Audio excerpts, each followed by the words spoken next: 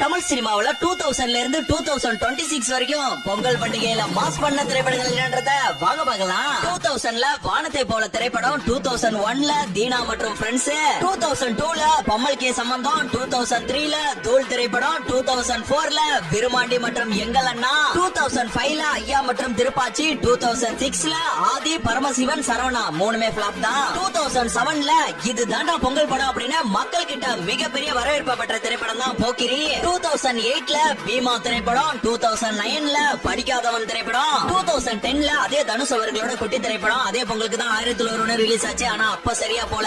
இப்ப தமிழ் சினிமாவோட number 1 film 2011ல ஆடுகளம் மற்றும் சிறுத்தை, 2012ல நண்பன் திரைப்படம், 2013ல கண்ணால் அடுத்தின ஆசையா, 2014ல தாலா தளபதி ரசிகர்களுக்கு மறக்க முடியாத பொங்கலா அமைஞ்ச வீரம் மற்றும் ஜில்லா, 2015ல ஐ மற்றும் ஆம்பள திரைப்படம், 2016ல ரஜினி முருகன் திரைப்படம், 2017ல பைரவா திரைப்படம், 2018ல தானா சேர்ந்த கூட்டம் ஸ்கெட்ச் குலைபா கவலி மூணுமே ஆவரேஜ் தான். 2019ல பேட்டா மற்றும் விஸ்வாசம் ஒரு சிறப்பான பொங்கல்னு சொல்லலாம். 2020ல தர்பார் திரைப்படம், 2021ல லாக்டவுன் டைம் முடிஞ்சு திரையரங்கத்திற்கு ஒரு வருமானத்தை கொடுத்த மாஸ்டர் திரைப்படம், 2022ல கொம்பு வச்ச சிங்கம்னா நாய் சேகர் தேல் மூணுமே ஆவரேஜ் தான். 2023ல துணிவு மற்றும் வாரிசு இதுதான் தளபதி படங்களோட லாஸ்ட் கிளாஸ் தெரியாம அன்னைக்கு அவ்வளவு பிரச்சனைகள். 2024ல கேப்டன் மில்லர் மற்றும் அயலான் ரெண்டுமே ஆவரேஜா தான் போச்சு. 2025ல டெஃபினட்டா மதகஜ ராஜா தாங்க.